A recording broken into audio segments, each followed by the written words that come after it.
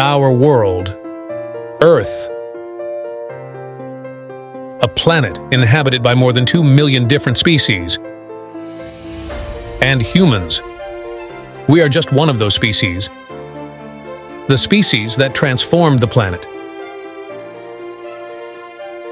Currently, nearly 8.1 billion people inhabit the world, a number that could potentially double by the end of the century.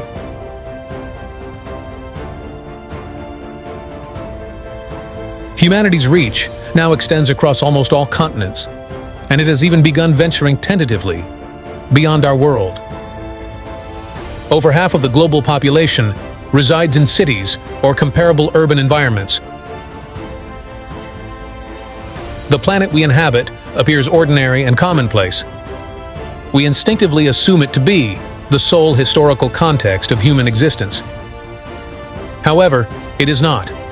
Humans have never experienced a world as refined and customized to our requirements as the present day, affording us the privilege of self-oblivion and freedom from survival concerns.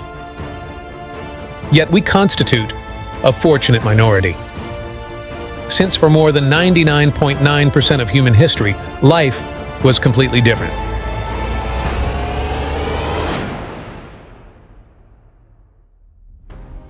Where we come from. This ranks among humanity's greatest enigmas. Scientists and philosophers have contemplated this query, suggesting numerous explanations.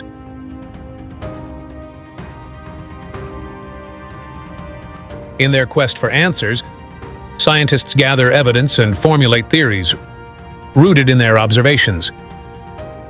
Today, the repository of fossils is vast, revealing extinct life forms and the absence of present-day ones in ancient times.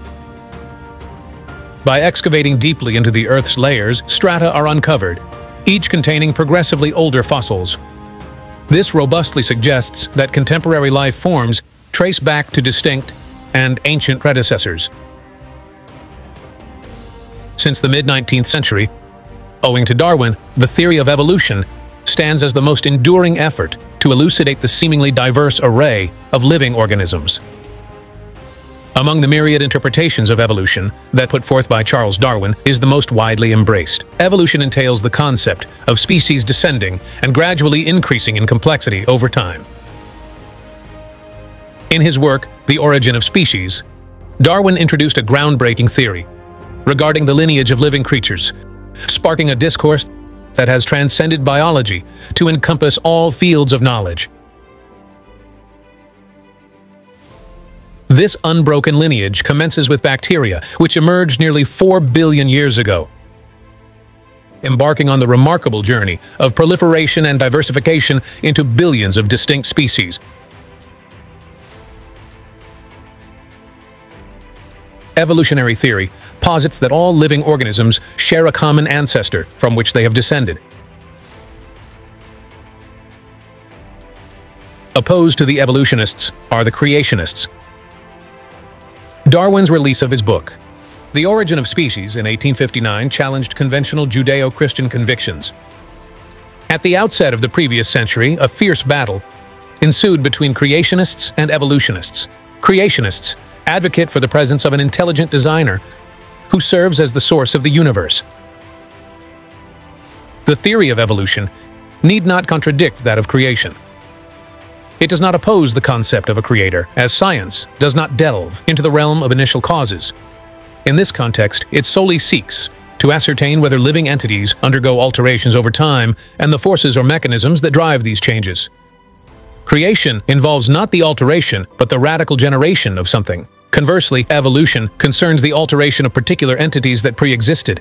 Currently, numerous religious factions acknowledge that biological evolution has yielded the array of living creatures over billions of years of Earth's history, and they have also acknowledged the existence of evolution for several decades now. The human being is still undergoing evolution, and this process is occurring universally. Thanks to the genomics revolution, researchers can monitor genetic alterations at the population level, which serve as indicators of ongoing evolution in action. But let's journey back in time, millions of years ago, to comprehend the origins of the human being.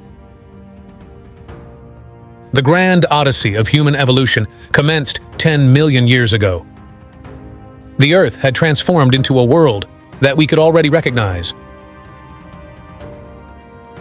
The mountain ranges changed the weather patterns. Then, a particular type of creature held dominance: the apes. Among them, there existed 50 distinct species. They stood as the most intelligent animals of their time. However, the fossil record indicates a halt in this vast array of diverse ape types. Some 7 or 8 million years ago, the apes vanished, and a precise explanation for this occurrence remains elusive. 7 million years later, only a handful of these ape descendants endured, including the gorilla, the orangutan, and the chimpanzee. In their stead emerges an animal undeniably related to them, yet profoundly distinct: humans.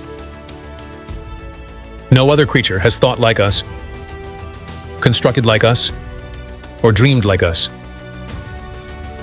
Our intelligence surpasses that of any other creature in existence. To embark on the journey of human evolution's history, we must journey back 7 million years to East Africa. Over time, on this continent, a cluster of over 20 early human species, recognized as hominins, would rise to prominence. While most perished, some could potentially have served as forebears to modern-day humans. We use the term hominins instead of hominids to differentiate these novel species that initiated walking with an upright posture and bipedal locomotion. Over the past 50 years, fossil discoveries have helped fill numerous gaps in the narrative of our evolutionary history. However, the remains of our ancestors are sparse and widely scattered, offering only a fleeting glimpse into the gradual transformations that unfolded over millions of years, purportedly transitioning from apes to humans. A transition occurred spanning from the species that represented the last with simian attributes, Australopithecus. This transition led to the third and present phase of human evolution, characterized by the genus Homo. We discuss this conceivable transition because the origins of the Homo genus continue to perplex.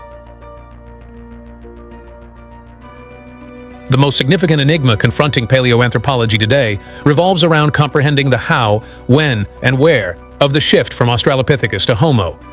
The quest involves uncovering fossil remnants that might shed light on this enigmatic transformation. We must discover the elusive link.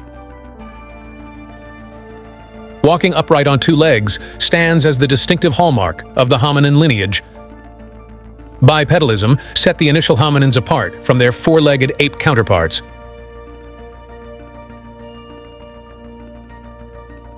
The first hominins emerged in Africa 7 million years ago and persisted as the dominant species until 4.4 million years ago. However, all 4 of these early hominin species were descended from apes, with origins in chimpanzees. The subsequent phase of hominid evolution featured primates known as Australopithecus, originating 4.4 million years ago in Africa and enduring on Earth until 1.4 million years ago.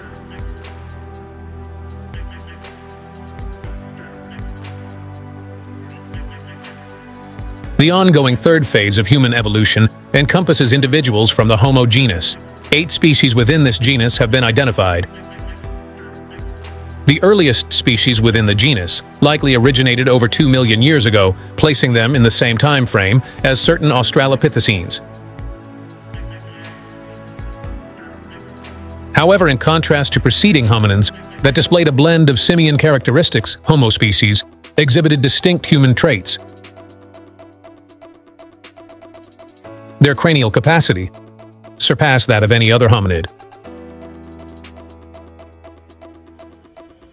They advanced intricate stone tool technology and became the pioneers in fire manipulation. These physical and behavioral adaptations, coupled with technological progress, enabled certain Homo species to be the initial migrants out of Africa, embarking on explorations across the globe. Around 2.5 million years ago, the Stone Age commenced, with the emergence of the Homo genus. This extended prehistoric era marked widespread utilization of stone for tool crafting. The epoch concluded between 4,000 and 2,000 years before our era, coinciding with the rise of metallurgy and the onset of the Bronze Age. The Stone Age constitutes the initial phase of the three-age system, a common archaeological framework that segments the timeline of human technological prehistory into distinct periods. The subsequent two phases are the Bronze Age and the Iron Age, respectively.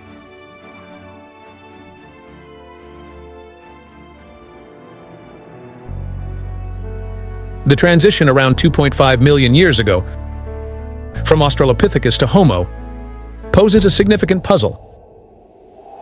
How did these primitive beings evolve into more sophisticated human ancestors? This question remains a substantial enigma in paleoanthropology. To unravel this mystery, scientists must uncover some of the most elusive fossils, those of the earliest Homo genus members. For a considerable time, the sole species occupying this gap was a creature named Homo habilis. However, even these hominins differed significantly from Australopithecus, displaying human-like foot and hand bones that hinted at the capability for precise object manipulation. Homo habilis boasted a notably larger cranial capacity and relatively smaller molar and premolar teeth. This led to the nomenclature of the species Homo habilis. In addition, basic stone tools were discovered alongside these fossils. These combined features foreshadow the anatomy and behavior of Homo erectus, as well as subsequent humans. In 1959 and 1960, at Olduvai Gorge in northern Tanzania, the initial fossils of the first recognized species within the Homo genus, Homo habilis, were unearthed. This species inhabited regions of sub-Saharan Africa from approximately 2.4 million years ago until 1.5 million years ago. Homo habilis displays a far more human-like appearance compared to Australopithecines. Based on the fossil record, the evolution from Homo habilis gave rise to Homo erectus, forming a direct lineage toward modern humans. For approximately 500,000 years, both species would have shared the same territories. The rise in Homo erectus population likely culminated in a competition for resources, ultimately leading to the triumph of this latter species. Homo erectus possessed a larger cranial capacity compared to Homo habilis, signifying an advancement. The body was characterized by a tall stature, reaching up to 6 feet, and displayed a blend of robustness and slenderness, akin to modern humans. Homo erectus is believed to have embarked on an exodus out of Africa toward Europe and Asia, approximately 1.5 million years ago, marking an initial wave of migration. Asian Homo erectus populations are considered potential forebears of Homo floresiensis, the earliest human species, known to have walked fully upright. Around 1.5 million years ago, Homo erectus is believed to have discovered and harnessed fire. This likely occurred by observing natural phenomena when lightning ignited abundant plant and tree fuel amidst an oxygen-rich atmosphere, fueling the flames. Fire control revolutionized human evolution, permitting our ancestors to stay warm, ward off predators, cook food, and explore harsh climates. It also carried substantial social and behavioral ramifications. Utilizing fire for cooking enabled them to ingest more calories compared to consuming raw, tough-to-chew and digest foods. Subsequently, around 500,000 years ago, in the African savannas, Homo heidelbergensis emerged, descended from African Homo erectus. This species boasted an average height of 1.75 meters and characterized by substantial cranial capacity. Notably, it is the first human species exhibiting traces of a symbolic mindset. Subsequently, a portion of the Homo heidelbergensis population migrated to the European continent. Departing from Africa around 500,000 years ago, this group bifurcated into two populations. The segment that migrated to Eurasia eventually evolved into Neanderthals and Denisovans. Meanwhile, the contingent that stayed in Africa would eventually lead to modern humans. Those migrating to Eurasia encountered a more challenging climate.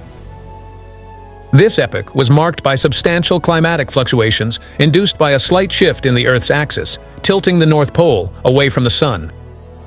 During this time, polar ice caps expanded, extending across North America and into northern Europe, resulting in a drop in temperatures to as low as 20 degrees.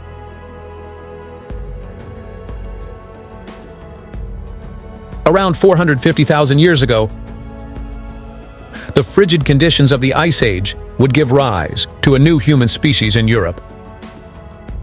Homo neanderthalensis, commonly known as Neanderthals. These individuals resided in the most inhospitable areas of that era, adapting to the harsh climate. Their complexion lightened compared to their African ancestors, enhancing the absorption of sunlight during the shortened days of the northern regions. Their thick, straight hair served as an added safeguard against the cold. Neanderthals possessed a robust physique that was well suited for the rugged landscape. They exhibited strength and remarkable health. In addition to their physical adjustments, they derived strength and safety from communal living. They resided in tight-knit clans, committed to the care and safeguarding of one another. These attributes enabled them to confront a demanding environment for hundreds of thousands of years. Their lifespans were relatively brief, and their offspring's survival depended on the support of their groups. Neanderthals stand as our closest relatives on the human family tree. Neanderthals persevered for over 250,000 years in the most challenging climates. In comparison, modern humans have existed for approximately 100,000 years and transitioned to cooler, milder environments only in the last 40,000 years. Many researchers speculate that Neanderthals likely possessed some form of language, at least resembling our conventional understanding. While the oldest Neanderthal fossils were discovered in the Sierra de Atapuerca in Spain, dating back 430,000 years, they inhabited Eurasia for hundreds of thousands of years.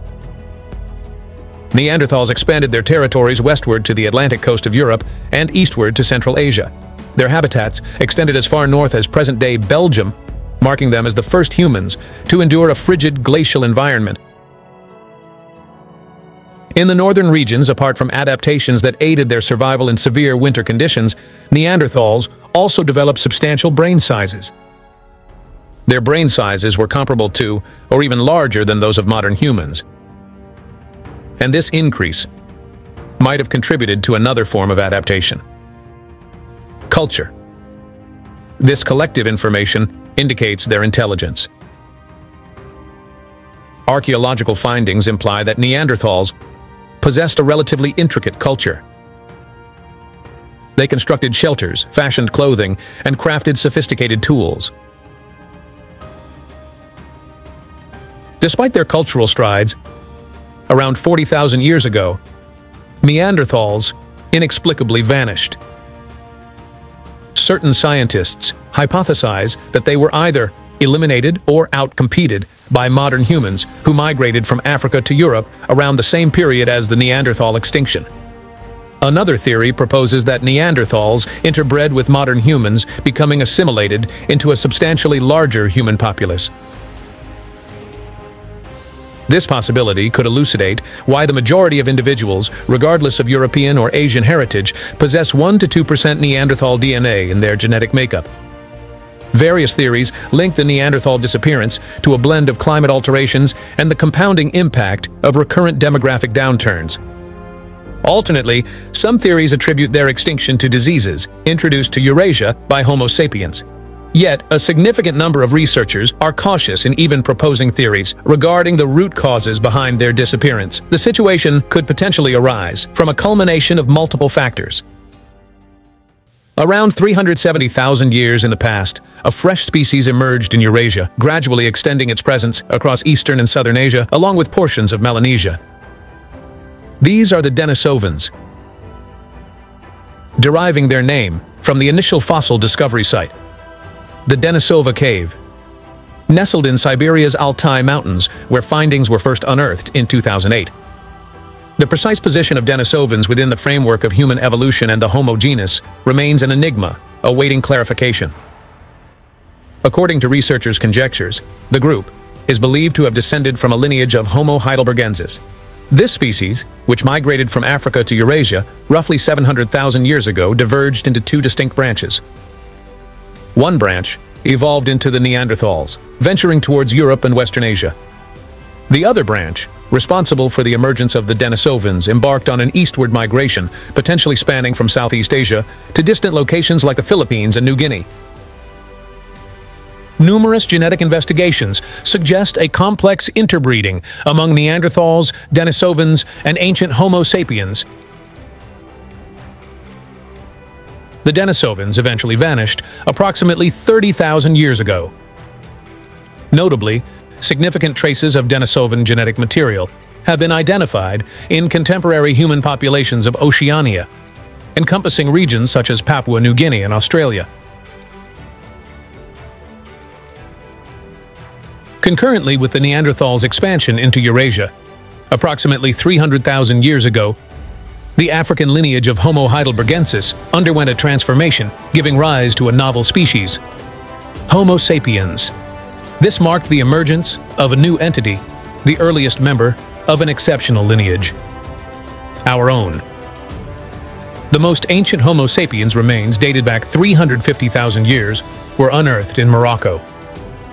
Following the extinction of Homo neanderthalensis around 30,000 to 40,000 years ago, Homo sapiens remains the sole surviving species within the Homo genus. 200,000 years in the past, the modern human form had fully developed, with the larynx descending. This alteration allowed for the gradual production of more intricate sounds. Around 150,000 years ago, a pivotal mutation or evolutionary advancement occurred. Proto-language emerged, representing an early stage of communication, giving birth to an intricate human language. This marked a profound turning point, enabling the exchange of information among individuals and across generations. An interconnected network took shape, facilitating the sharing of knowledge and experiences for the first time, granting humans a vital edge over other earthly species. This development triggered a rapid surge in human intelligence.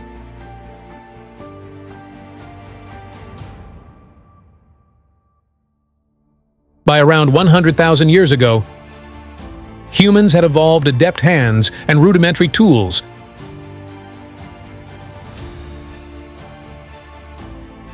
Proficiency in communication and fire manipulation had been achieved. With these newfound capabilities, humanity was poised to venture beyond its African birthplace, perpetuating the trajectory set in motion millions of years earlier. The gradual migration of humans across continents marked a pivotal turning point. The dispersion across multiple continents served as a safeguard, shielding humans from potential natural catastrophes that might have otherwise led to their demise. This marked the second significant migration of the Homo genus out of Africa. The initial migration, transpiring 500,000 years ago with Homo heidelbergensis, had given rise to the Neanderthals in Europe and the Denisovans in East Asia. Initiating 100,000 years ago, the second phase of gradual migration witnessed a substantial exodus of Homo sapiens from Africa, journeying toward Eurasia. By this juncture, Europe had already become the dwelling place of Neanderthals. Secluded upon this landmass for tens of millennia, Neanderthals had cultivated a distinct culture, coexisting alongside their Homo sapiens kin.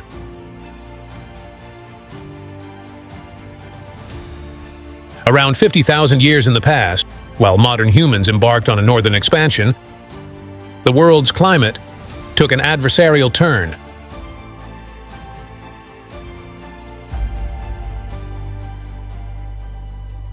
A severe glacial epoch commenced within the Ice Age, subjecting humanity to an unparalleled trial, spanning 50,000 years. the ice sheets commenced their advance from the North Pole toward the south. Concurrently, the Neanderthals were compelled southward by this frigid onslaught within Europe. Thus, destiny orchestrated the convergence of these two human species. The Middle East emerged as the site of their union, where they intermingled and interbred, ushering in a generation of hybrid individuals, bridging the gap between the two species. This interbreeding led to a genetic resemblance between Neanderthals and modern Homo sapiens, surpassing even their supposed nearest counterparts, the Denisovans. Interestingly, the earliest Neanderthals possessed mitochondrial DNA, akin to that found in the Denisovans.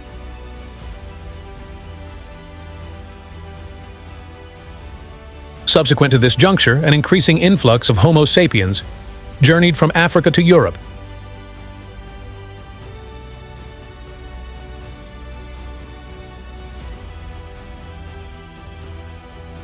The heartland of the continent, nestled between the expansive ice caps and towering mountains, thrived as a prominent habitation. Within this region, one of the most densely populated in prehistoric times, a vibrant network of social ties flourished. Meanwhile, the Neanderthals dwindled in numbers, existing in diminutive groups, characterized by reduced mobility in contrast to their more agile Homo sapiens counterparts. The Neanderthal population, numbering a few thousand at a continental level, lacked widespread social networks, crucial for modern humans' European spread.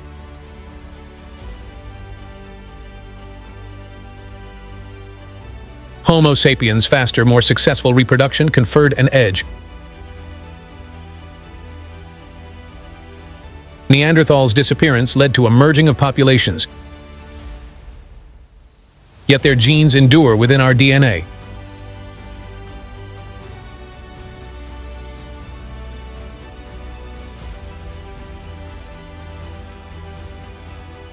Homo sapiens excelled in forging relationships, establishing social networks, and thriving within communities.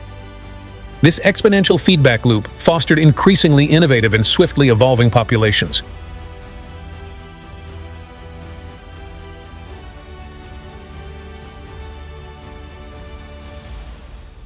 Simultaneously, around 30,000 years ago, human expansion persisted, spanning across the globe to reach China and Australia. By then, humans had already ventured into Asia, followed by Australasia, and eventually Europe. Yet one continent remained distant and isolated: America. As the glacial epoch concluded, roughly 12,000 years ago, the ice caps receded, revealing glacial refugees, including Beringia. This land bridge emerged from the frozen expanse of the sea in Alaska, serving as the conduit through which initial populations from Siberia and East Asia migrated into America.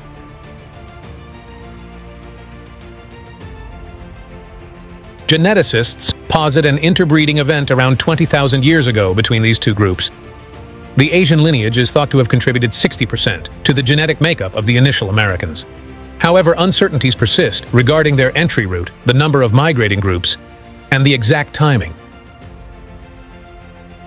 Currently, two prominent theories are in contention. The first proposes an early settlement, dating back around 30,000 years. The second is the classical Clovis model, suggesting a later settlement, roughly 12,000 years ago. In recent times, genetic studies have refuted the classical theory. The concept of an early settlement is tied to a potential maritime route tracing the Pacific coast. Recent archaeological, linguistic, and genetic research has bolstered this maritime route hypothesis. However, the details about the population of America remain shrouded in uncertainty. Nevertheless, we are edging closer to reconstructing that inaugural journey to the Americas. Thus far, we've traced the evolution of humanity, spanning from the emergence of the earliest hominins 7 million years ago to the rise of the Homo genus and the subsequent dispersion of Homo sapiens across all corners of the Earth.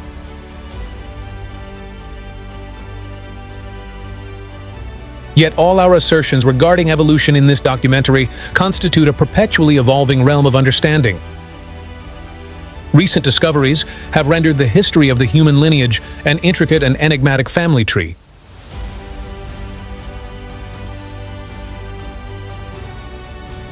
Certainty remains elusive except for the fact that only one species persevered. Our own.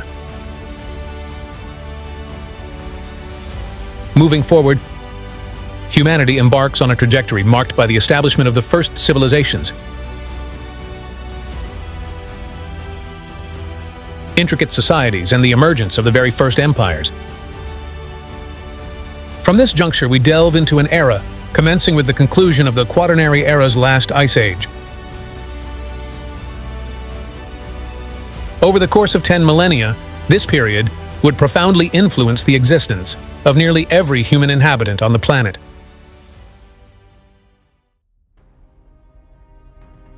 Around 30,000 years ago, the earliest instances of figurative art emerged, signaling a remarkable intellectual advancement. This marked the acquisition of abstract thinking capability, propelling us to contemplate beyond immediate circumstances. The human species embarked on a profound cognitive leap, envisioning concepts transcending mere survival necessities.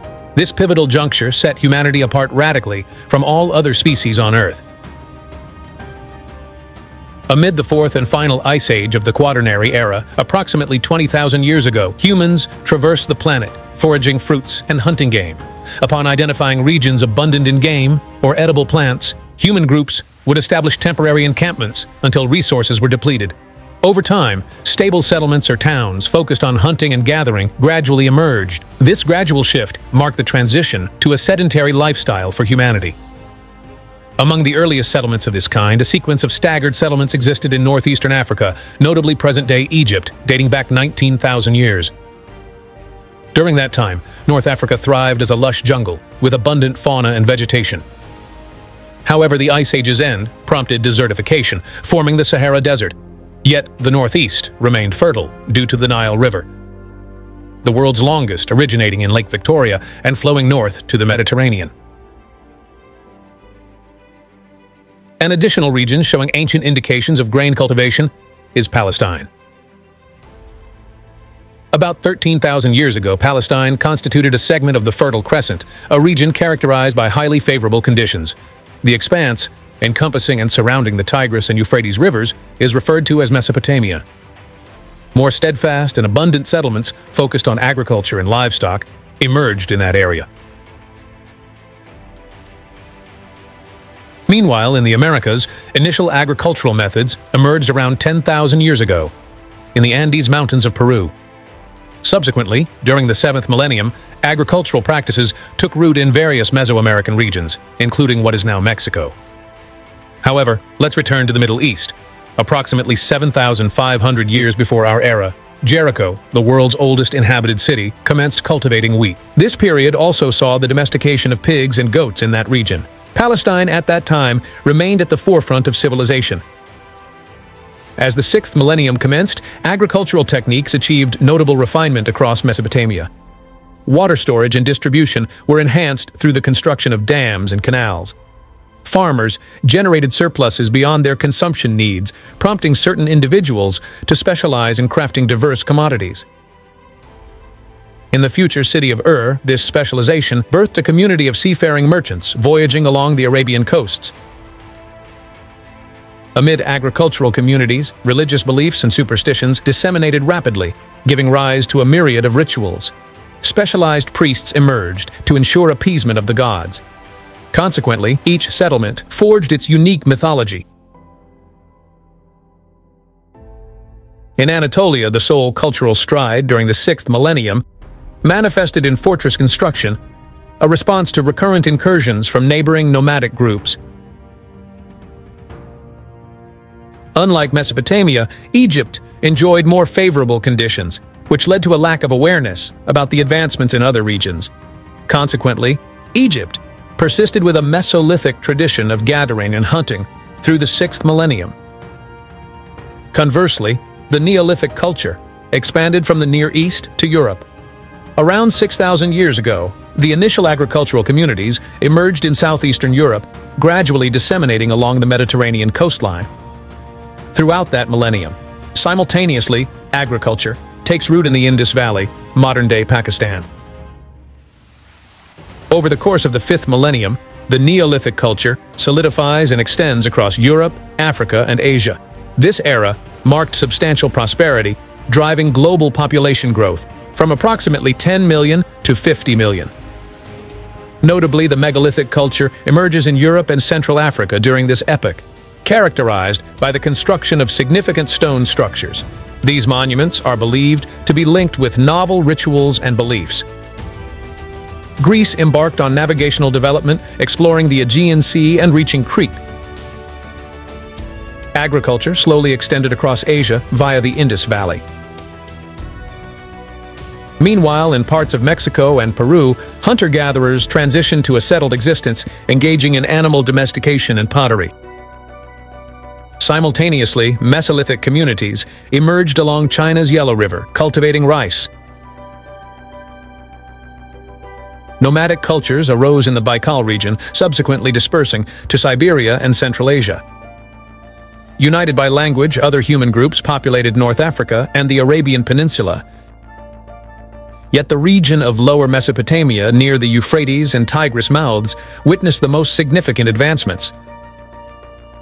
Adopting the canal system established upstream, they harnessed the full potential of the rivers. Consequently, an irrigation-based agriculture flourished, rendering the region the most fertile and affluent of its era. Gradually, Mesopotamian settlements evolved into autonomous city-states, each governed by a king, with priests overseeing city administration. Temples were erected at the heart of these cities. A bourgeois class and aristocracy emerged as well. Subsequently, the smelting of copper was accomplished in the Sinai Peninsula, swiftly adopted in Mesopotamia and Egypt. Notably, copper metallurgy thrived in Iran, where minerals were imported from India, transformed into valuable resources, and exported to Mesopotamia, along with silver, gold, and other precious gems. In Mesopotamia, copper proved superior for crafting weapons compared to stone, aiding their defense against nomadic incursions. City-states fortified themselves, a practice observed earlier in Anatolia. Due to its geographical barriers, sea, Nile Falls, and desert Egypt remained shielded from invasions for an extended period. In contrast, Lower Mesopotamia faced relentless assaults from Zagros mountain shepherds. Around 4,000 years ago, its resistance waned, allowing these invaders to establish settlements, inducing a profound crisis. And thus we arrive at the year 3200 BCE, marking the conclusion of the Stone Age, and with it, human prehistory. This transition heralds the dawn of the Middle Age, with the Bronze Age initiating as its first epoch.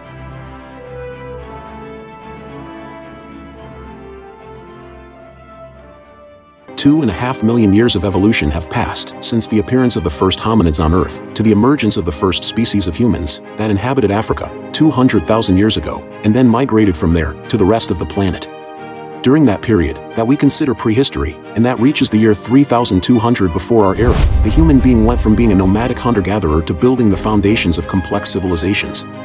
Around the year 3200 before our era, writing appears in ancient Mesopotamia, and it is the moment that gives rise to the history of our world and the beginning of the Bronze Age, which would extend until the year 1200 before our era. The Bronze Age was a period that saw the rise and evolution of increasingly sophisticated states, some of which became empires. A period during which civilization itself spread and prospered in Mesopotamia, in Egypt, in the Indus Valley, Anatolia, Greece, and in America. The regions in which the greatest development of the Bronze Age occurred were close enough to each other that continued long-distance trade was possible. While wars were relatively frequent, most interactions between states and cultures at the time were peaceful, revolving around trade and diplomacy. Every state, large and small, oversaw diplomatic exchanges, written in Akkadian, the international language of the day.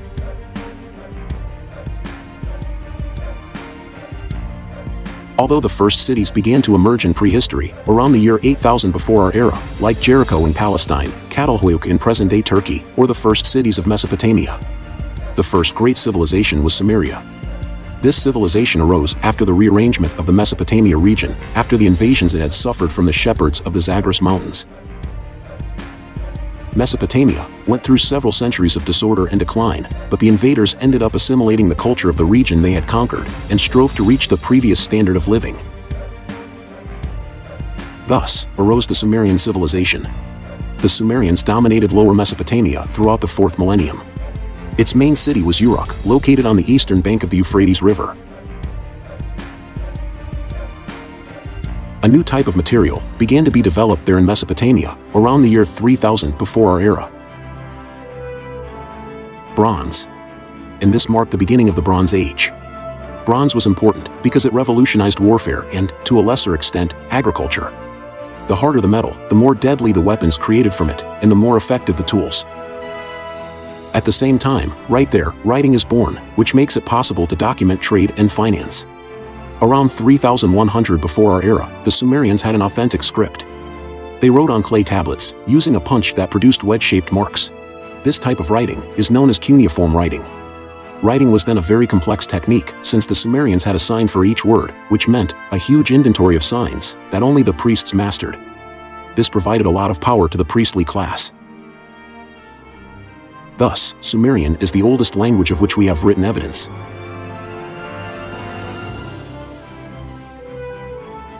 Meanwhile, Egypt was getting organized. For the year 3200, King Narmer of Hierakonpolis unified Upper and Lower Egypt. Egypt was in the pre-dynastic period. Narmer and his descendants, the first dynasty of kings of Egypt, consolidated the royal power and unity of the country, spreading the idea that the king was a god who owned the entire Nile Valley. Narmer established the capital of the kingdom in Thinis, and built the city of Memphis on the border between Upper and Lower Egypt, intending to make it the capital.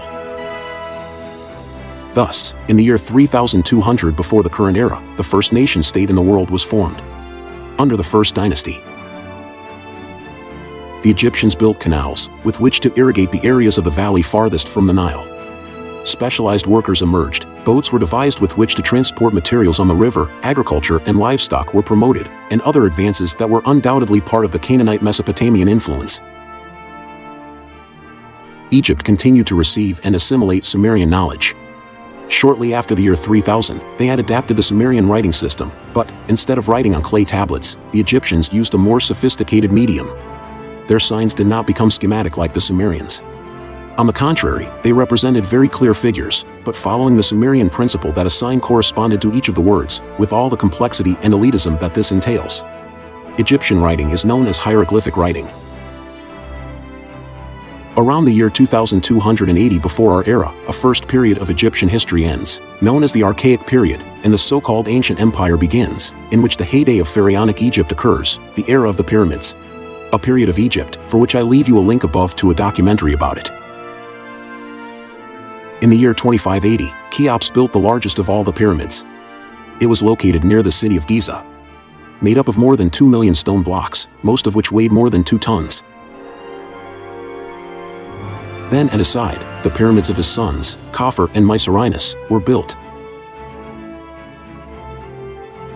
Egyptian kings developed an ostentation and a luxury unusual until then.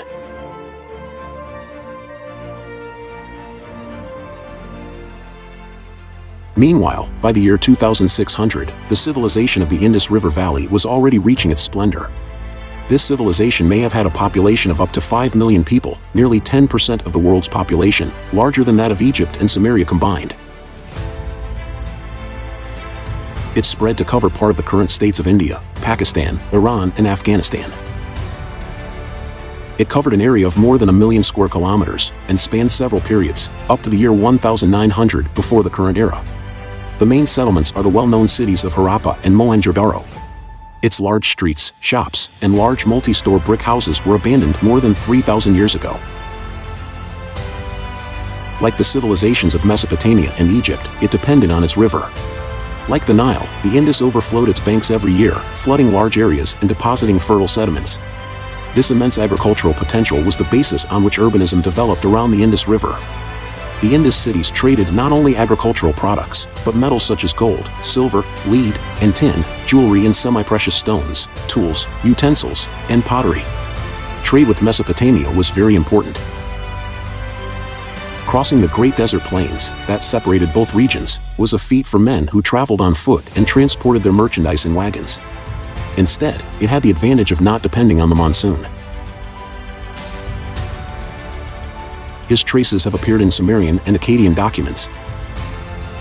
The abrupt end of the Indus Valley urban civilization was not the result of war or invasion, but most likely the conjunction of a series of natural disasters and a change in climatic conditions.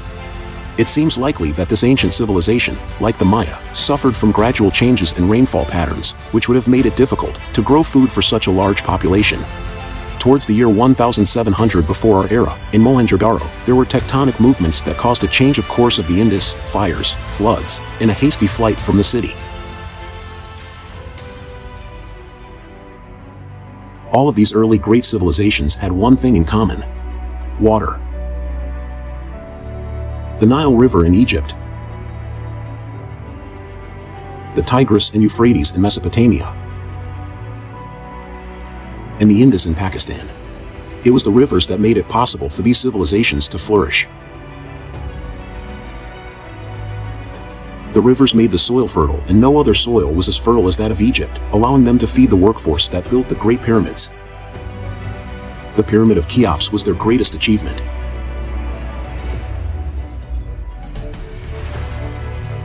The population grew, and so did the cities. By the year 2000 before the current era, Thebes had become the largest city in Egypt, with 120,000 inhabitants at its peak. By then, agriculture and livestock had also grown in China and America, in Greece, and on the Iberian Peninsula, and eventually spread to Northern Europe, which coincided with the heyday of the region's cultures. This occurred at the same time in the great civilizations of the East.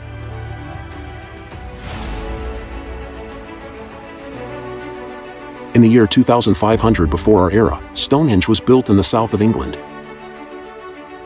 Even today, we do not know how it was built. It probably had some religious function.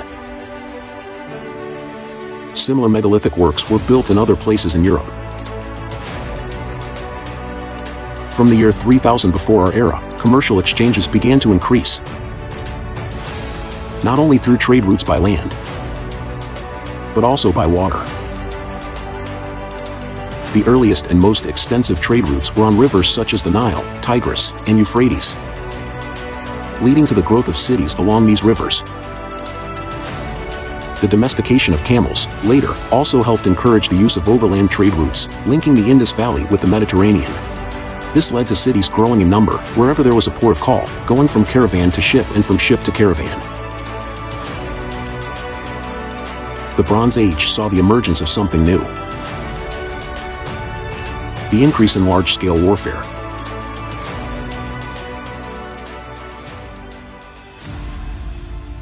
In Mesopotamia around 2334 before the current era, a Semitic-speaking official in the court of the king of Kish, one of the Mesopotamian city-states, overthrew his ruler and assumed royal power. He called himself Sargon. This would be the beginning of the Akkadian Empire. Sargon would then conquer much of the world known to the Sumerians, and unite it under the rule of a single ruler, thus forming one of the first empires on earth.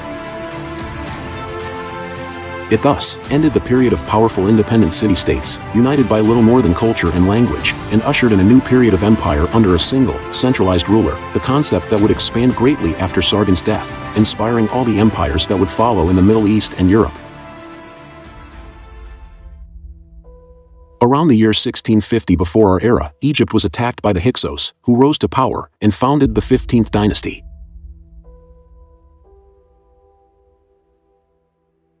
They would rule Egypt for 100 years. The Hyksos had begun to settle in the territory of Egypt since the 1990 before our era. It was a Semitic people that had its origin in the Near East. They were thus progressively becoming strong in different cities of the country, and when they were sure of their superiority, decided to attack. The Egyptians always felt safe from foreign invasions, so their army was not equipped to repel attacks. They still used copper and not bronze weapons, and the Egyptian soldiers did not even wear armor.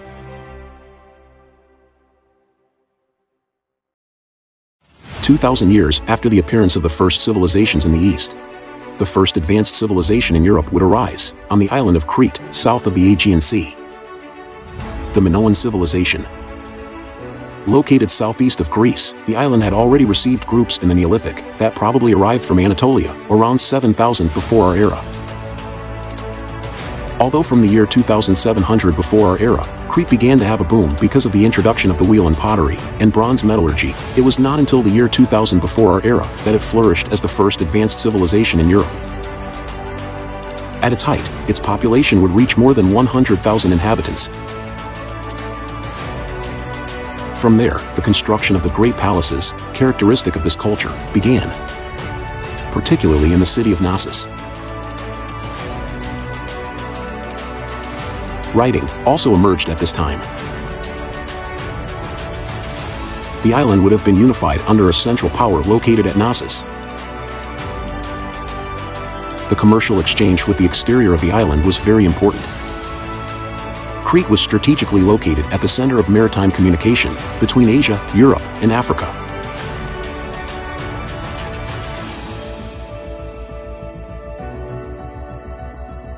Agriculture and livestock continued to develop, along with commercial activities. All this resulted in a rich economy that kept this society safe from social unrest. They were very religious, and their strange gods demanded human sacrifices. By 1550, the Minoans were hit by the violent eruption of the Santorini volcano, one of the largest eruptions in history. Then, the territory was affected by earthquakes. All this caused the decline of the Minoan civilization. We will now look at the Late Bronze Age period and explore everything that happened from the year 1550 to the collapse of the Bronze Age in the year 1200 before our era. A period in which links between societies are established on a much broader scale, by sea and by land. The Minoans and Mycenaeans, the heroes of the Homeric legend, built their palaces in Crete, Greece, and the Aegean Islands.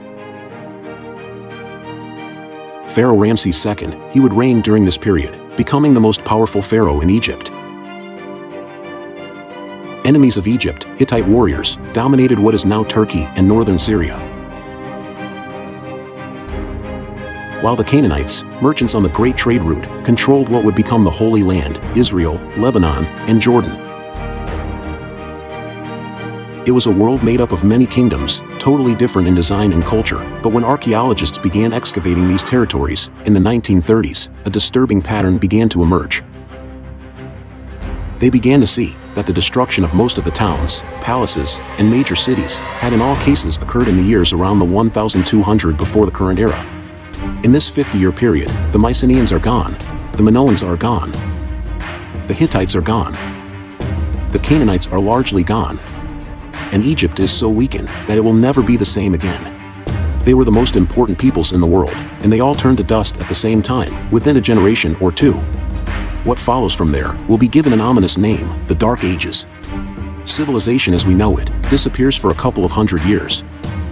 But it's also the Dark Ages because there are no written records. Archaeologists were perplexed by the evidence of mass migrations that took place throughout the ancient world and all around the year 1200 before the current era. The destruction of the cities they left behind bears witness that it was not a peaceful exodus. Whether the cause of the collapse was natural disasters, or the invasion of foreign peoples, or some other event, remains a mystery even today.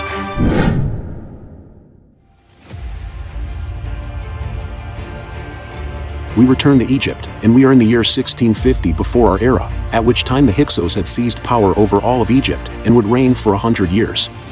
For about 100 years, the Hyksos ruled Lower Egypt, but the Hyksos were unable to maintain control in Upper Egypt.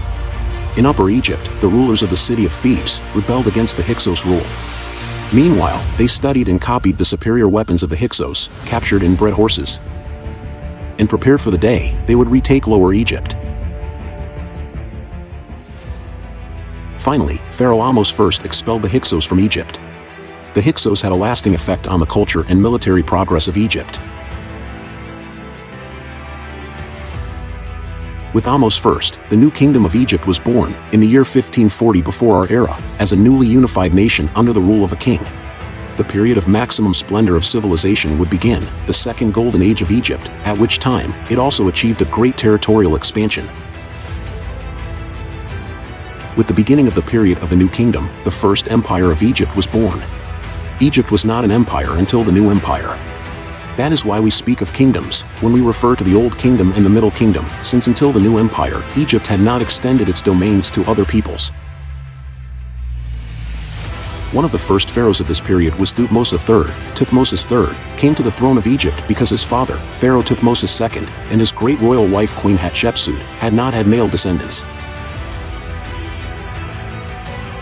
Chance was generous with Egypt, because Thutmose had all the qualities necessary for a good ruler, and one more, his extraordinary military ability, which, added to his unfailing courage, earned him the loyalty of the most powerful army in the Near East. Egypt had great military power during his reign. The Egyptians had achieved from the Hyksos great advances in the art of warfare, in addition to the development of horse-drawn chariots. These chariots would be part of most of the warfare in the last part of the Bronze Age. In 1457 before our era, the rulers of ancient Retinue tried to free themselves from the yoke of Egyptian hegemony. They allied themselves with the kingdom of Mitanni, and with that of Kadesh. Megiddo also joined this alliance. This Canaanite coalition was commanded by the king of Kadesh. Thutmose then gathers a large army of chariots and infantry, numbering 10,000 men, to repel this revolt. They head towards Megiddo, a fortified city near Mount Carmel, in present-day Israel. On the other side of these hills, Pharaoh's enemies wait ready to meet him. The fate of the empire is at stake. The two largest armies ever seen in the ancient world were preparing for combat. Everything would end in the Battle of Megiddo, the first battle in history for which there is a detailed historical account, and it ends with an Egyptian victory, which forced the Canaanites to retreat to the city of Megiddo, where they were later besieged and defeated. With the re-establishment of Egyptian rule in Canaan, Thutmose III began a reign in which the Egyptian empire reached its time of greatest expansion. Thebes would thus become the capital of the most powerful empire in the world. By 1353, Egypt was the most powerful nation in the world. Pharaoh Akhenaten comes to power, who along with his wife Nefertiti, decided to challenge the entire ancient Egyptian faith system, shaking the very foundations of the Egyptian worldview. His ideas brought the nation to the brink of the abyss. Akhenaten's idea was dramatic and revolutionary. To replace the pantheon of 2,000 traditional Egyptian gods with just one, the creator of all, the sun. And he did. For the traditional priests, who had dedicated their entire lives to the old gods, and had been extremely powerful until then, it was a catastrophe. Akhenaten began to acquire dangerous enemies. After suffering several family tragedies, Akhenaten was poisoned. By 1332, Egypt was amid intense internal unrest. It is the moment in which Akhenaten's son takes power. The little 9-year-old Tutankhamun. Tutankhamun acceded to the throne at the age of 8 or 9, under the tutelage of the Vizier-i, who would ultimately be his successor.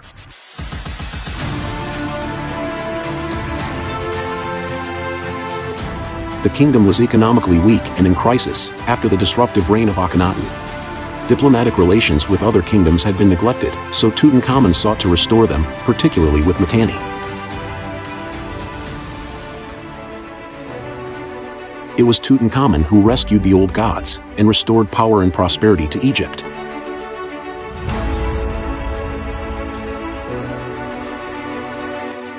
He began to restore the ancient monuments damaged during the previous period.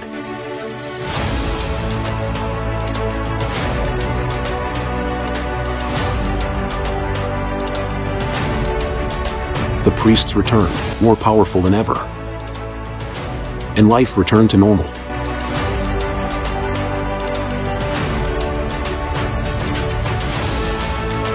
No Egyptian pharaoh ever tried to change the established order or challenge the gods again.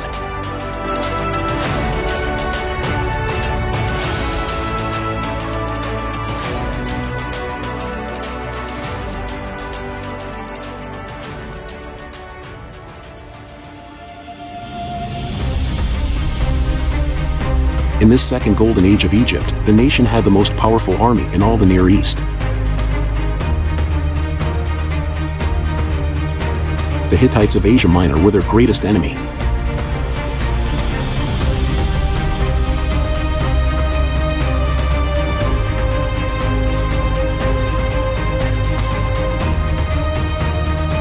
During this stage of the Bronze Age, wars were brutal.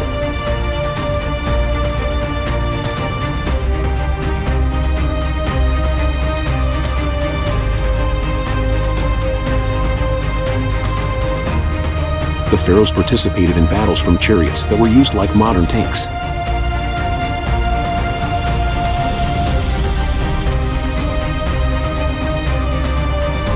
The Hittite infantry could not stand against the chariots and the Egyptian army.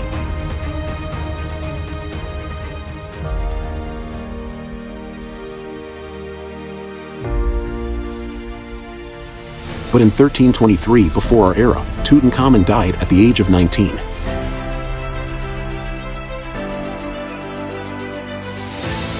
There are no surviving records of the circumstances of Tutankhamun's death, so this matter has generated considerable debate and significant study.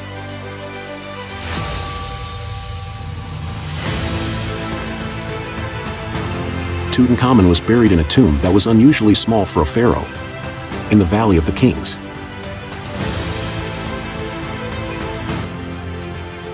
His death may have come unexpectedly, before the completion of a larger royal tomb, forcing his mummy to be buried in a tomb intended for someone of lesser rank. His tomb would remain undiscovered for 3,000 years.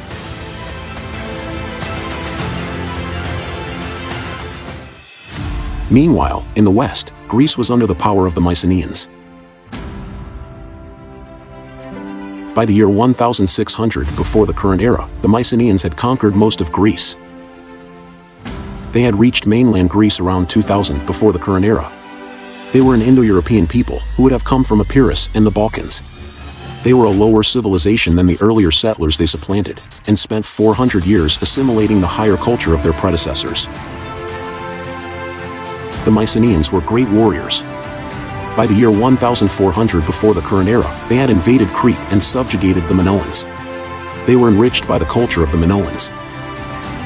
The city of Mycenae became a center of wealth and power, with a warrior civilization without equal in the Aegean area. The period of Mycenaean splendor goes from the year 1600 to the 1150 before our era. They built imposing palaces.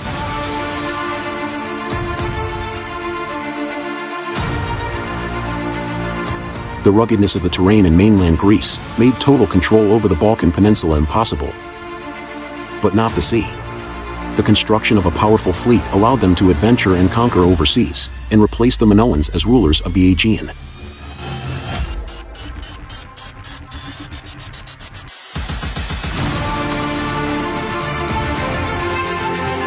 They established trade contacts with Italy and Sicily, and were part of a trading network in the east. Mycenaean life is also marked by great religiosity. The future Greek pantheon begins to be drawn at this time with the Indo-European deities contributed by the Greeks.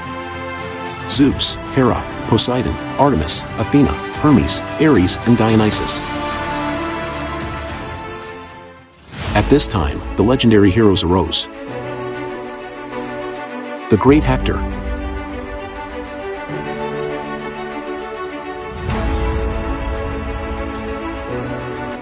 the giant Ajax, the almighty Achilles,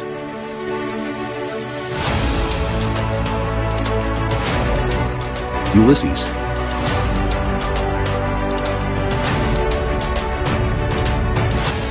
Perseus, and the greatest hero of all, Hercules. But all these heroes and their stories were more myth than history.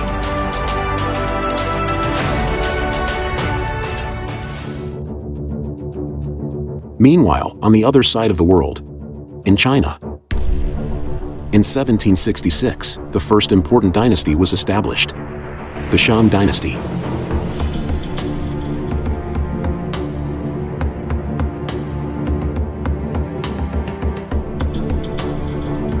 descendants of the Longshan culture, which emerged in the late Neolithic, around 3000 before the current era, near the middle and lower reaches of the Yellow River. The Shan kings built large walled buildings and imposing temples.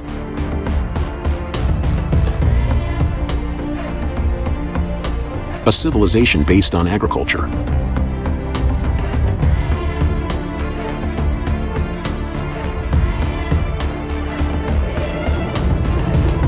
It is the second dynasty in Chinese history, after the Xia dynasty, but the first whose historical existence is documented. It was succeeded by the Zhou dynasty, the last dynasty prior to the imperial period. Its territorial extension covered the valley of the Yellow River.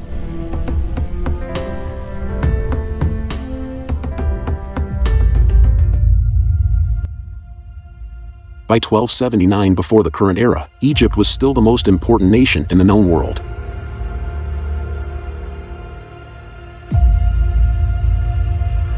And in that year, the greatest and most powerful pharaoh of the new kingdom would come to power, which in turn is the peak period of ancient Egypt. Ramses II. Ramses would take Egypt to new heights. His successors and later Egyptians called him Great Ancestor. He was the third pharaoh of the 19th dynasty of Egypt, who ruled for about 66 years, until 1213 before our era. He was the son of Pharaoh Seti I and his great royal wife Tuya. At the age of 15, Ramses already had authority over part of the army. During the first 5 years of his reign, Ramses II carried out 5 successful military actions. A naval battle in the Delta against the attack of Shardana pirates. Expeditions to Asia, as reaction to threats from the Hittites.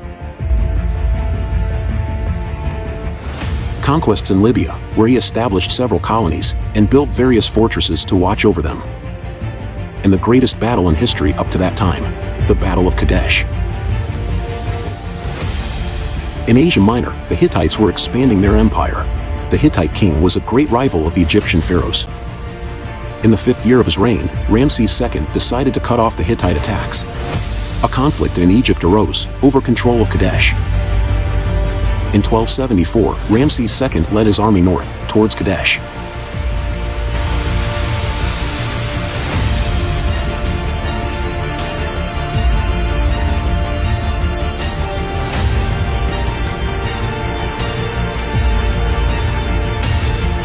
The Battle of Kadesh was the greatest battle of the Bronze Age.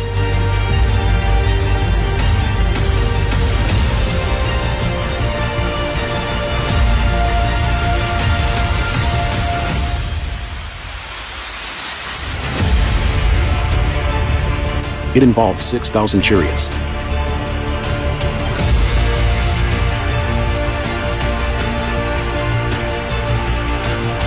Ramses returned triumphant.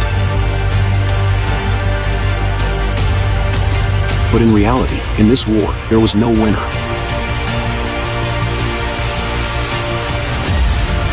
The Hittites sent representatives to negotiate peace.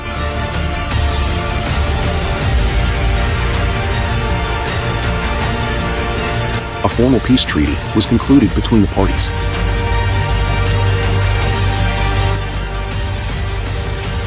It is the first peace treaty in known history.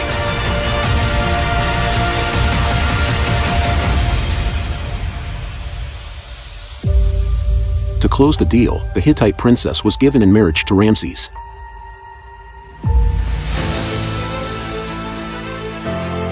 The last part of the Bronze Age was a period when diplomacy reigned. The kings sent emissaries to different places. War ceased to be the only solution to conflicts. All kinds of treaties were closed between the kingdoms. Through diplomacy and intermarriage unions, the territorial states of the Near East became more connected than ever.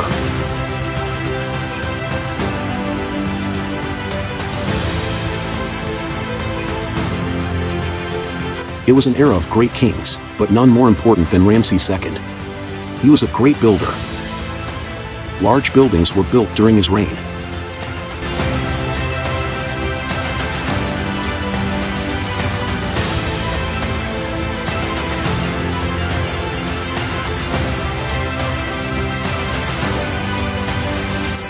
Much of the workforce was made up of Egyptian workers. But there were also Hebrew slaves from the Canaan region. It is believed that it was during the reign of Ramses II that the account of Moses emerged. Moses is the one who would lead the Hebrews back to Israel.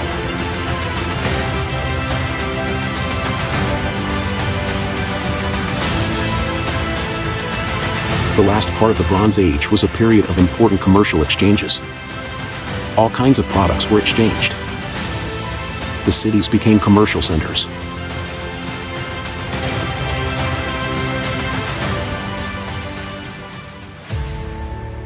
But the civilizations of the Bronze Age were coming to an end.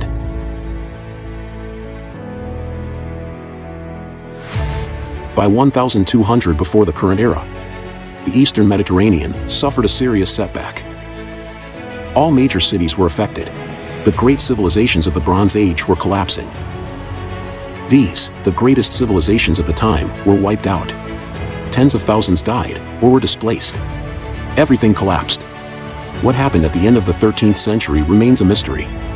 It was the disaster that appears in Homer's Iliad and in the Odyssey, in the books of Joshua, and in the Old Testament.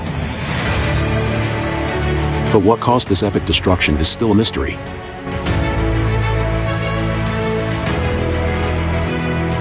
What is believed so far is that the collapse was the product of various environmental phenomena added to invasions by the peoples of the sea.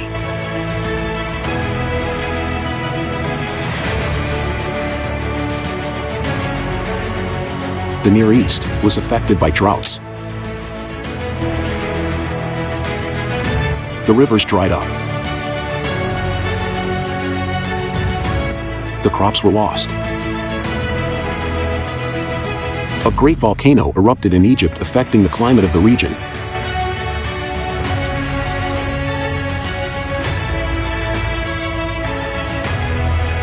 And the peoples of the sea came from the north, and taking advantage of the weaknesses of the different civilizations of the time, they attacked, looted, and destroyed everything in their path. The palaces of Crete and Mycenae were destroyed.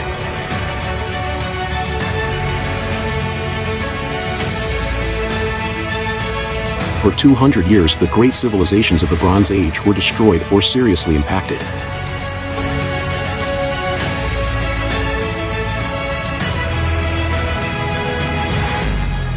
Trade between the cities ceased.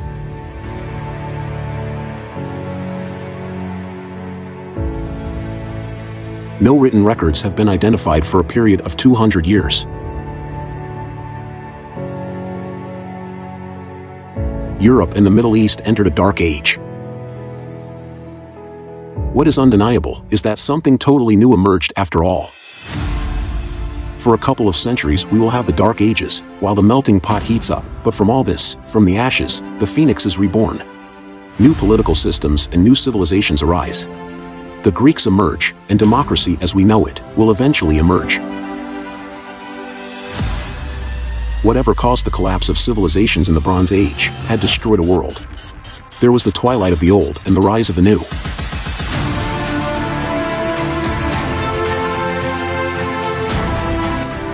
The chain of events that ended an era and which gave way to the next one is still being investigated.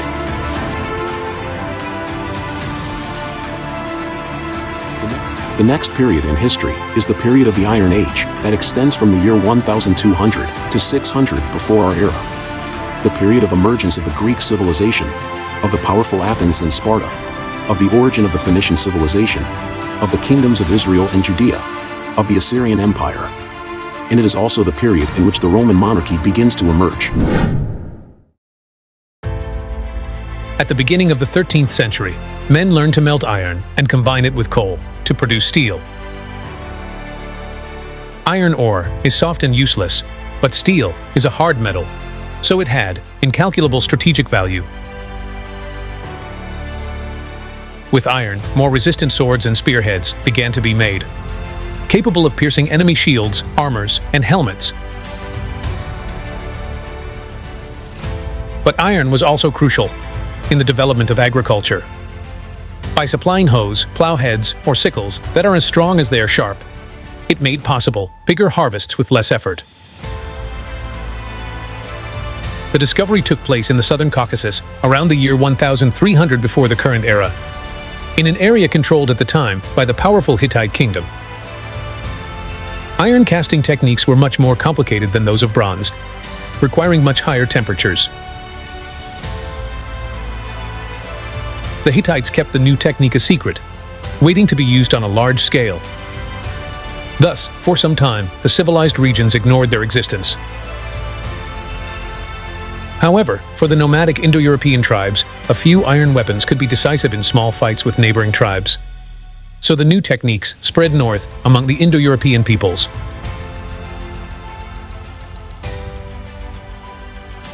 And that marked the beginning of the Iron Age. As we explored in our previous episode, for which I leave you a link above, by the year 1200 before the current era, the Eastern Mediterranean suffered a serious setback. All major cities were affected. The great civilizations of the Bronze Age were collapsing. These, the greatest civilizations of the time, were wiped out. Tens of thousands were killed or displaced. Everything collapsed. What happened at the end of the 13th century remains a mystery. But one thing we do know is that the so-called Sea Peoples were one of the factors that drove the collapse of these great civilizations. They were a group of peoples who migrated to the Near East during the 13th century before the current era, sailing along the eastern coast of the Mediterranean. The identity of the peoples of the sea has been an enigma. The violence of the pirate attacks increased, as did the confusion among the devastated civilizations. These invading peoples completely changed the map of the region. Egypt had rejected the Sea Peoples, but after Pharaoh Merneptah's death, Egypt fell into near anarchy. The Sea Peoples went to Cyprus, and from there they attacked Phoenicia. In the year 1200, they razed the cities of Tyre and Sidon. In that same year, Palestine was also occupied by the Sea Peoples. These called themselves Peliset, although they are now known as Philistines. The Phoenicians were extraordinary blacksmiths. They were the greatest sailors in the world. Inhabited since the beginning of the second millennium before the current era by Canaanite Semites, historical Phoenicia extended over a narrow coastal strip of 40 kilometers from Mount Carmel to Ugarit. A total of about 300 kilometers. Its territory was divided into small city-states, separated by rocky spurs. Its soil, mountainous and not very suitable for agriculture, oriented its inhabitants towards maritime activities. And using iron keels, they revolutionized shipbuilding. They were the first great explorers and reached the Atlantic.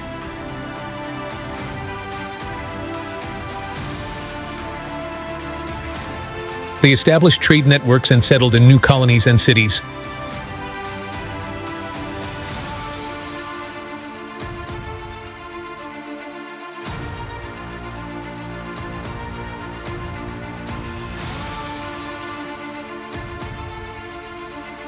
Carthage was the most famous of these. But the most important contribution of the Phoenicians to humanity was not shipbuilding, exploration, or trade. Their greatest contribution was the alphabet. His alphabet laid the foundation for the development of writing throughout the West.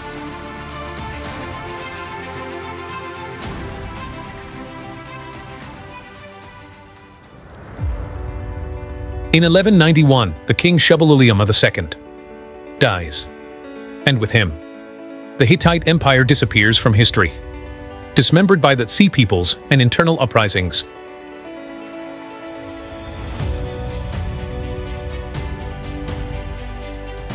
To the northwest of Anatolia, the Phrygians began to stand out.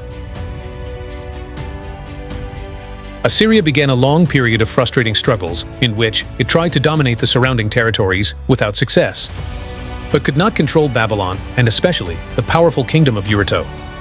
By 1190, Babylon had been freed from Assyrian domination, but its Kassite rulers were unable to take advantage of the situation, and it was left in anarchy. Who did know how to react was ancient Elam, that sent expeditions to plunder Babylon. From Cyprus, the peoples of the sea attacked Canaan and advanced again towards Egypt. In 1177, Ramses III managed to repulse them in what is considered the first naval battle in history. But this would be his last campaign. Egypt lost its imperial possessions thereafter. Its borders were reduced to the Nile Valley. By 1078, the new kingdom of Egypt had ended.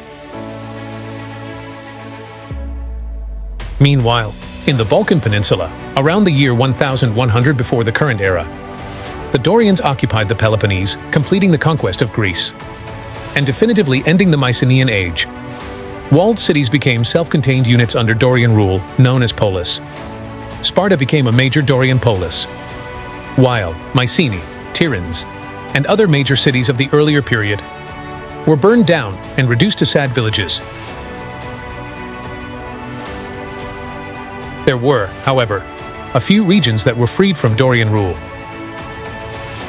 One of them was Attica, with Athens at the head, and another was Arcadia, located in the highest mountains of the Peloponnese. In these areas, an Ionian identity emerged that claimed its legitimate occupation of Greece against the invading Dorians. By 1075, in Canaan, the Phoenicians and the Philistines were occupying the coast with some prosperity, while the Israelites were consolidating their conquests. By 1050, without Egyptian intervention, the Israelites were able to penetrate Canaan more easily. Little by little, they were confronting the local cities. On the other hand, they could not prevail over the Philistines, who, despite being few, had iron weapons. The tribes of Judah and Simeon were included in the Federation of Israel.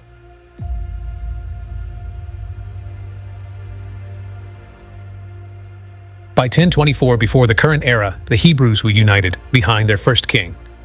It was Saul. If Israel wanted to survive, it needed to unite under a single command.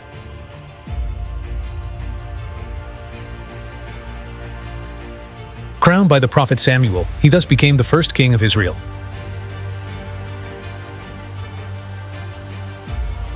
Saul fought to secure the kingdom of the Israelites. The Philistines were his great enemy.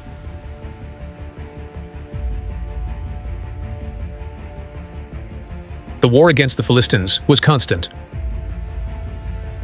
Saul eventually confronted Samuel and became suspicious to the point of paranoia. Among the victims of his suspicions was a young Jew who had moved to Jiba after the annexation. His name was David, and he belonged to an important family from Bethlehem, south of Jerusalem. David was an intelligent politician and also a good general. David became one of Israel's great warriors.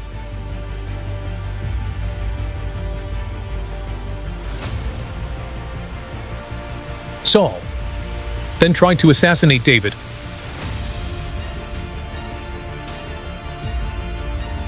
And David had to flee Israel.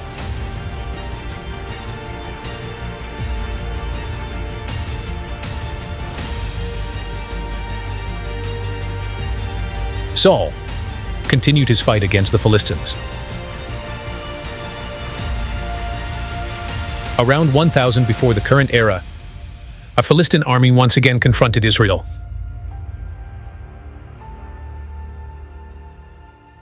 The Israelite army was overwhelmed by the heavy Philistine weaponry.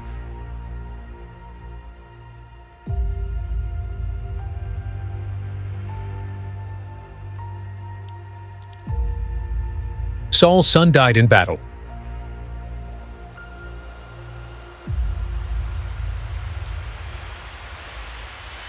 Ben Saul, seeing everything lost,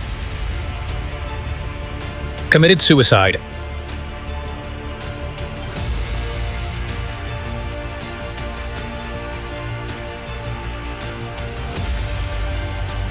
The Philistines once again gained hegemony over Israel, as if Saul had never existed. After Saul's death, they were completely at the mercy of the Philistines. For Israel, the need for a strong king was indisputable, and the only candidate was David.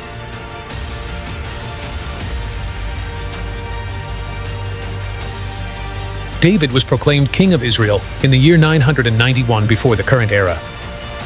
A crown passed to the exiled David, who became the new king. His mission was to secure a new home for his people. That new home was Jerusalem.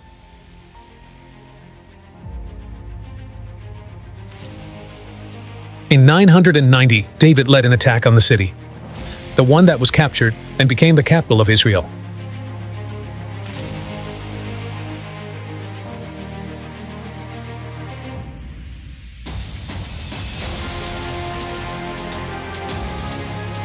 Once the new capital was established in Jerusalem, David's efforts to unify his two-member kingdom turned to religion.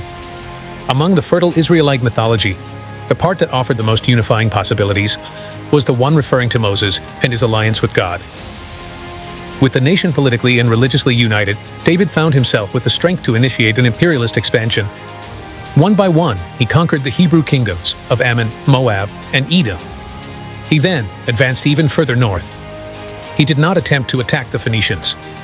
In this way, the Israelites saw themselves as owners of an empire of respectable dimensions.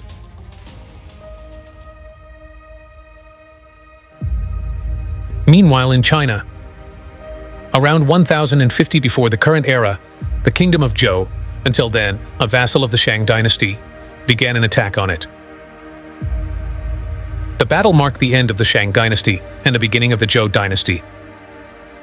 The Zhou dynasty ruled for 300 years. Chinese kingdoms became vassal states. China became a mosaic of kingdoms under the rule of the Zhou. But in 771 before the current era, a threat appeared on the western border. Barbarian peoples besieged the capital of Hao.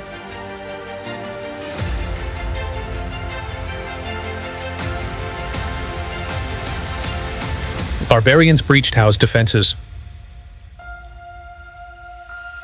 The city was looted.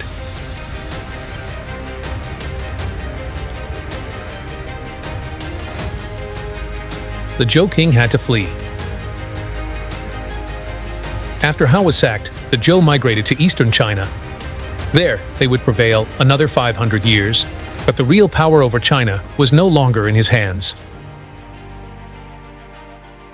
In the Middle East, by 961 before the current era, King David was near death, and succession tensions were higher than ever. In 960, David's son, Solomon, was crowned king.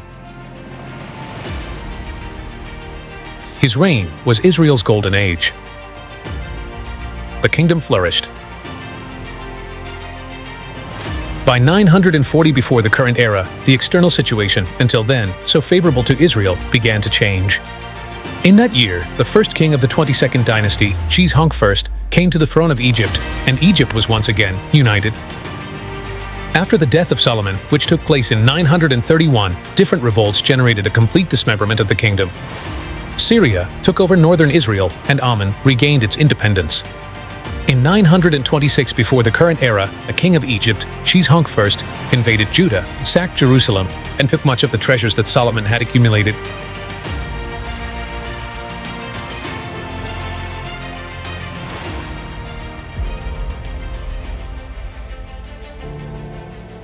Meanwhile, in the east, a new superpower was emerging. This superpower was arising in Assyria. By 870, King Ashurbanipal II had established a new Assyrian empire. The city of Nineveh was the center of the empire.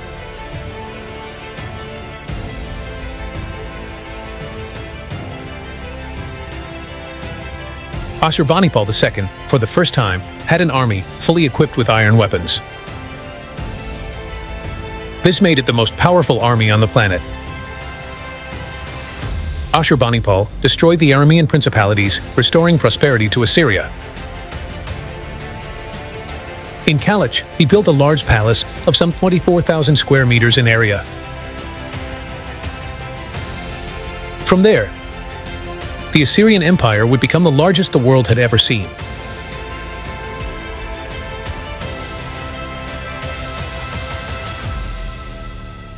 Ashurbanipal II is remembered as the cruelest of the Assyrian kings. He carried out mass executions. He imposed a policy of terror that made the subject peoples desist from the slightest attempt at rebellion. But he left an indelible mark of hatred of Assyria throughout the Middle East.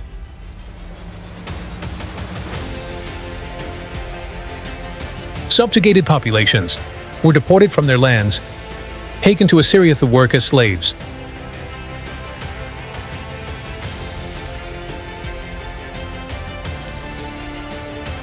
In 859, Ashurbanipal II died and was succeeded by his son, Shalmaneser III, who decided to extend the domains of the already extensive empire that his father had bequeathed to him.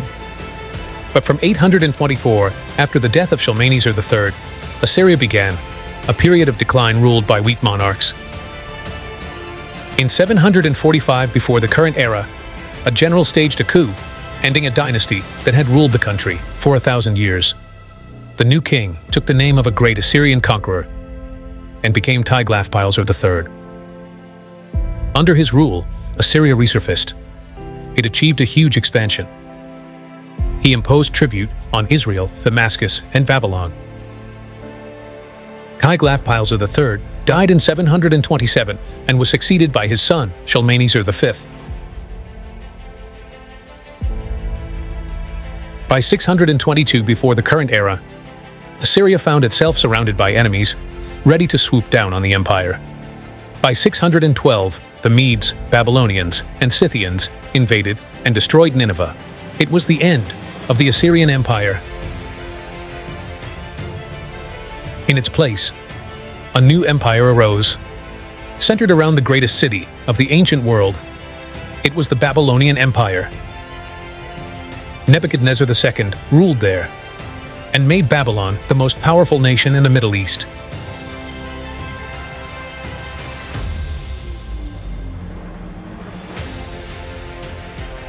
Nebuchadnezzar's Babylon was the greatest city on earth up to that time.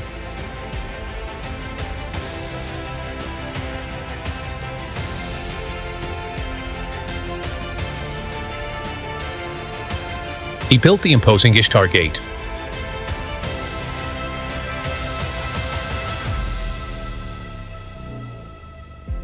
And the legendary Hanging Gardens.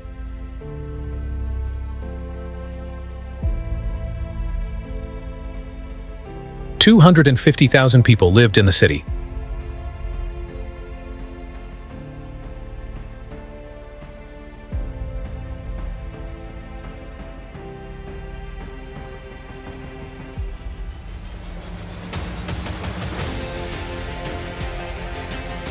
In 587, Nebuchadnezzar led his army west towards Jerusalem after a revolt by the Israelites.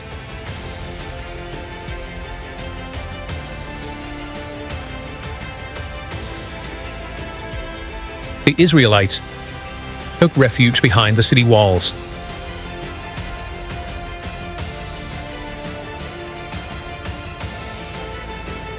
But the Babylonians besieged the city, and after 18 months of siege, they attacked and plundered everything in their path.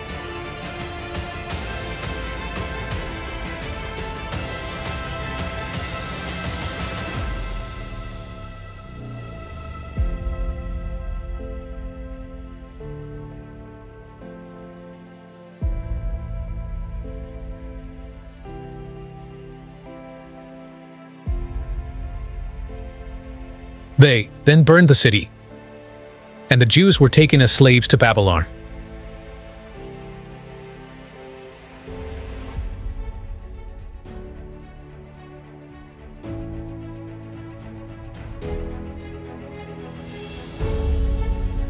And in Babylon, they did something that would change the world forever. There, they wrote their history and their beliefs in what was the Old Testament, the first part of the Bible. Beginning with the creation,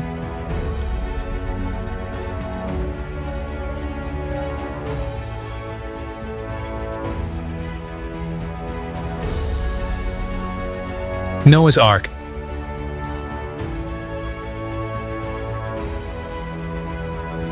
and the worldwide flood. The call of Abraham and the Promised Land.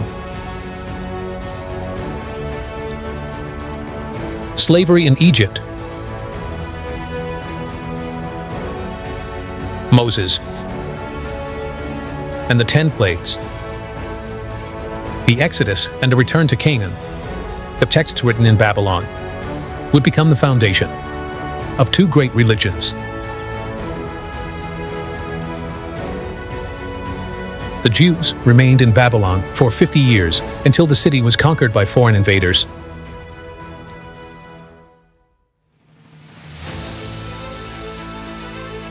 Babylon would then become the heart of one of the greatest empires the world had ever seen, the Persian Empire.